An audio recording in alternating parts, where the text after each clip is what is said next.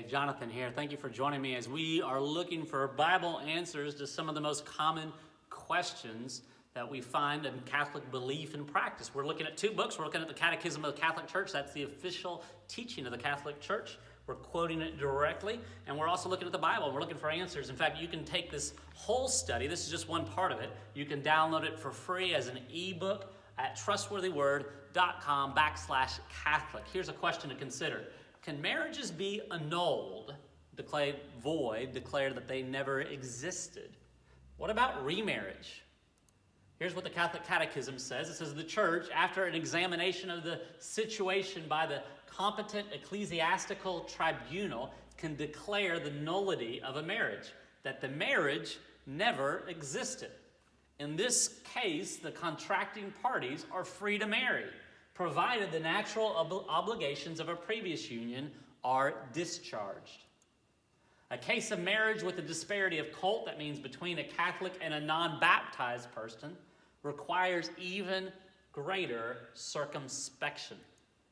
The remarriage of persons divorced from a living lawful spouse contravenes the plan of and law of God as taught by Christ. They are not separated from the church, but they cannot receive Eucharistic communion. And here's an encouragement to divorce your wife if they do not obey you. This is from the book of Sirach. If you're not familiar with it, that's one of the books in the Catholic Bible that's not found in the Protestant Bible. Here's what Sirach, chapter 25, verses 35 to 36 says. It says, if she walk, it's talking about a wife, if she walk not at thy hand. What is it saying? If your wife is not listening to, not following, not obeying the husband, if she walk not at thy hand, she will confound thee in the sight of thy enemies. What is that saying? It's saying she'll embarrass you publicly. So what should you do about it? Cut her off from thy flesh. It's referring to the one flesh union of marriage.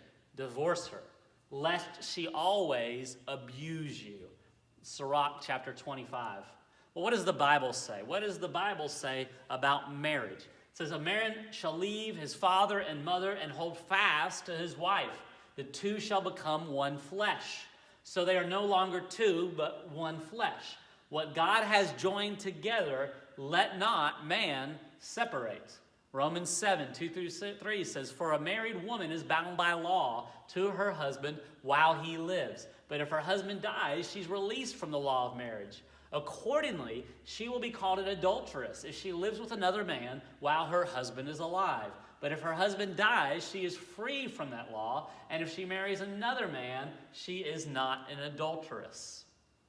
1 Corinthians 7:39. A wife is bound to her husband as long as he lives. But if her husband dies, she is free to be married to whom she wishes, only in the Lord. That means only a believer.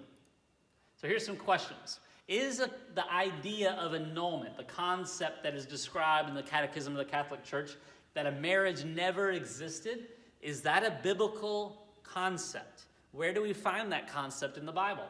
And how does that differ with Romans 7:2 and 1 Corinthians 7:39? It says only death ends a marriage. It doesn't say a church can end a marriage. It says only death ends a marriage.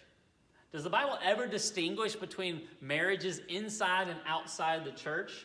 And is it right to provide an avenue to allow marriages to non-believers when the Bible clearly prohibits marrying a non-believer?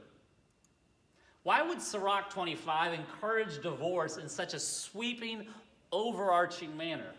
Well, does the Bible encourage it, or does it permit it on rare occasions?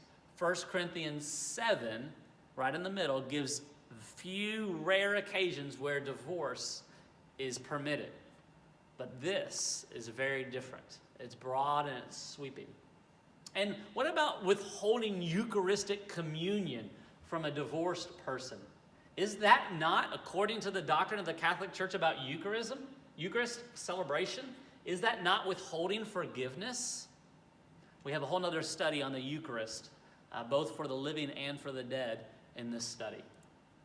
And here's some other resources to consider. This is a touchy issue. This is a tough issue. This is an issue that's affected us all. We all have family members and friends who have been affected by divorce and remarriage. Let me just encourage you, go to this website and look for Bible answers and consider what God says about it and listen to his voice rather than the voice of man. Listen, these are tough and touchy questions, but they are important. And I hope you'll continue to go into the Bible for answers to these questions, that we might discover what he says about some important questions in life. Thank you for joining me. If this video has been helpful to you, I hope you'll like or comment or share with your friends and family. Maybe go deeper into a Bible study by going to trustworthyword.com/Catholic and downloading some free resources for yourself.